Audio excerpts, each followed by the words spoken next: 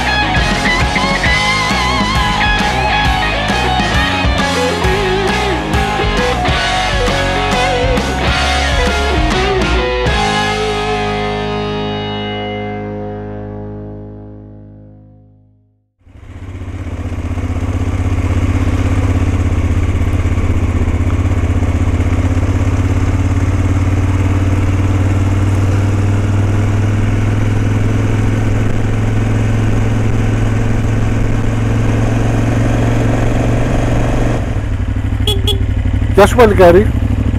Ωραίος ο μικρός, έτσι. Καλώς, καλώς. Καλημέρα σε όλους. Καλημέρα και από μένα. Βρισκόμαστε στο δοξάτο δράμας. 7 η ώρα το πρωί και Και τον πάω πηγαίνουμε. και τον πάω για τρίγο. Αχ, τι έχω τραβήξει από χθες το βράδυ για τον τρίγο. Λοιπόν, αλλά έπρεπε να κάνουμε το χατήρι στο κορίτσι. Σηκωθήκαμε πολύ νωρίς το πρωί. Έχει πολύ δροσιά αυτή τη στιγμή. Εμείς φοράμε πολύ ωραίες στολές, αλλά είναι καλοκαιρινές. και μπάζει από παντού. Όλα καλά, όλα καλά, μην γκρινιάζεις. Μισό για να περάσουν τα παιδιά. Λοιπόν, θα περιηγηθούμε σήμερα, ελπίζω να προλάβουμε τον τρίγο, γιατί δεν ξέρω αν ξεκινήσαμε σωστά. Μήπως πρέπει να πάμε πιο πρωί ακόμα. Καλά είμαστε, καλά είμαστε. Σίγουρα. Ναι, εντάξει. Τους ακούγαμε από το βράδυ και φορτώνανε τα τραχτέρια και πηγαίναν προς τα χωράφια, οπότε και εμείς προσπαθούμε να ακολουθήσουμε προς τα πίσω. Σήμερα θα κάνουμε μια προσπάθεια να δοκιμάσουμε πώς είναι να είσαι στο χωράφι το πρωί και να μαζεύεις τα φυλάκια. Έχω τονίσει από την αρχή και θέλω να το δηλώσω σε όλους τους τόνους ότι αυτό αφορά την Κατερίνα. Εγώ θα κάθομαι σε μια πολύ ωραία γωνία και θα παρακολουθώ όλο αυτό το θέμα. Έχω τονίσει ότι δεν θέλω να σηκώνω κανένα κυβότιο και κανένα σταφύλι και να μην κόβω και να μην δείχνω και όλα αυτά τα πράγματα. Εντάξει, αρκεί που θα με πας εκεί. Εγώ. Πήγαμε. Τα λέμε σε λίγο.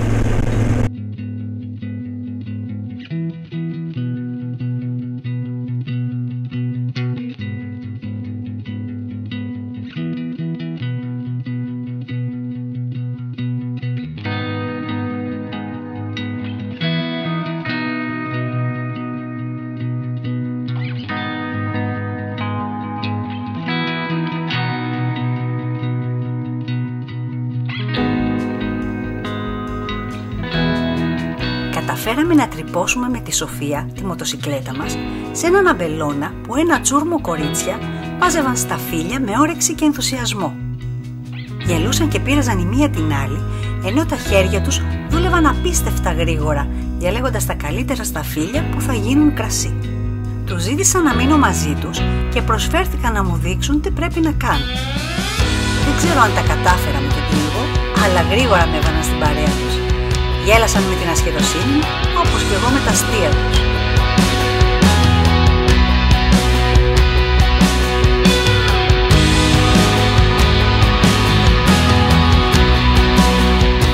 Πριν τους αποχαιρετήσω, βγάλαμε όλοι μαζί μια φωτογραφία για να θυμάμαι την πρώτη μου φορά στον τρίγο, που έτσι κι αλλιώς δεν θα μπορούσα να ξεχάσω.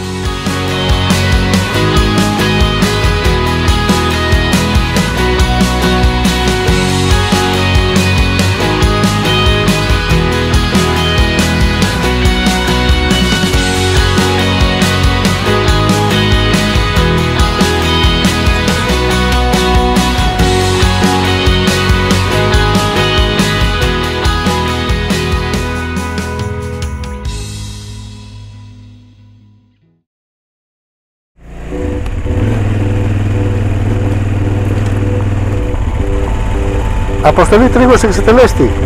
Ναι, σούπερ. Τώρα που πάμε? Πισό. Λοιπόν, τώρα πάμε να επισκεφθούμε τα δύο μεγαλύτερα εινοποιεία της περιοχής, του Νίκο του Λαζαρίδη πρώτα, που είναι στον δρόμο μας, και μετά του Κώστα του Λαζαρίδη, που είναι λίγο παραπέρα. Δηλαδή θα μας αφήσουν να πούμε και στα κελάρια? Βεβαίως, κυρία μου, το κανόνισα. Ωραία. Είναι μακριά από εδώ? Όχι καθόλου. Σε 10 λεπτά εκεί είμαστε. Σοφία, να πετάξουμε. 10 λεπτά.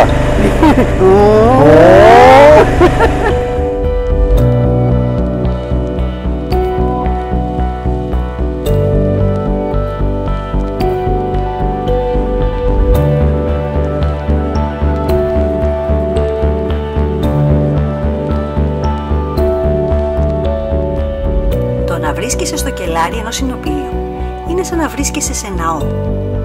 Υπάρχει μία ιερότητα, μια ενέργεια που δεν περιγράφεται. Νιώθεις τις αισθήσεις σου να ξυπνούν και τη μυρωδιά του κρασιού να σε ταξιδεύει στο παρελθόν. Σκέφτομαι πως όταν αγοράζουμε ένα μπουκάλι κρασί δεν περιέχει μόνο το σταφύλι, αλλά και το μόχθο, το πάθος και την αγάπη των ανθρώπων που δουλεύουν για να το δημιουργήσουν και για να φτάσει στο ποτήρι μας και να το απολαύσουν.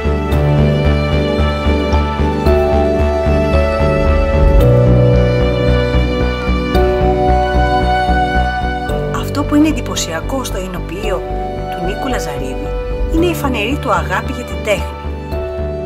Για να καταλάβεις τι εννοώ, πρέπει να βρεθείς μέσα στην πινακοθήκη του κτήματος που φιλοξενεί όλα τα έργα των καλλιτεχνών που φιλοτέχνησαν τις ετικέτες των κρασιών του.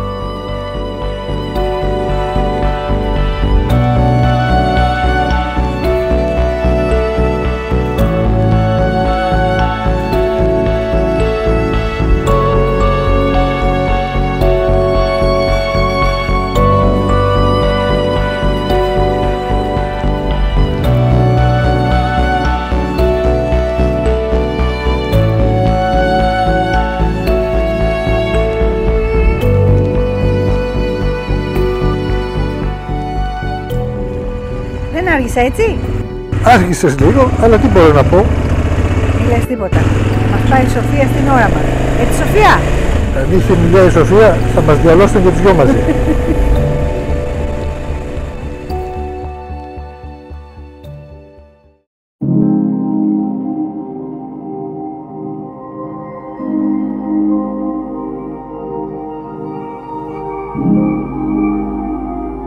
Φτάσαμε στην Ανδριανή συνεπής την ώρα του ραντεβού μας.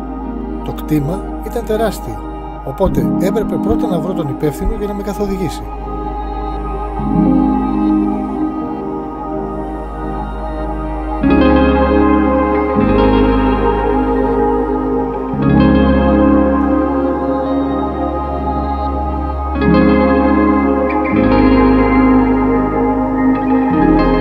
Έχω ξαναβρεθεί σε εινοποιείο, αλλά να έχω την ευκαιρία να βρεθώ μέσα στα κελάρια του Κώστα Λαζαρίδη ήταν μοναδική εμπειρία.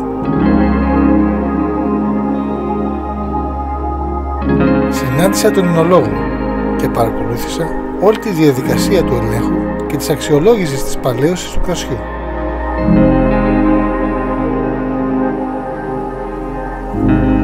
Είμαι ιδιαίτερα ευγνώμων γιατί μου επέτρεψαν να μπω στο χώρο που φυλάζονται τα πιο παλιά κρασιά του κτήματος. Εκεί μέσα είναι κρυμμένος ένας πραγματικά ανεκτήμητος θησαυρός για τους λάτρες του κρασιού. Και εγώ είμαι σίγουρα ένας από αυτούς. Όταν έφτασα στο αγαπημένο μου κρασί, δεν γινόταν να μην το πιάσω στα χέρια μου, έστω και αν έπρεπε να το ξαναβάλω πίσω στη θέση του.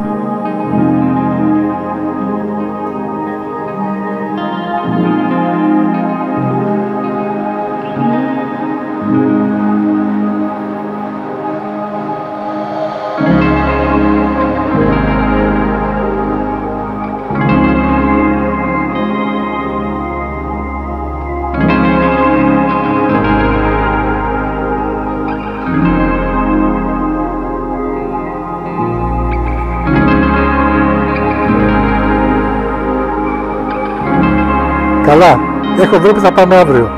Να το πω στους φίλους μας. Όχι, όχι. Αυτό είναι μία ιστορία για την επόμενη φορά.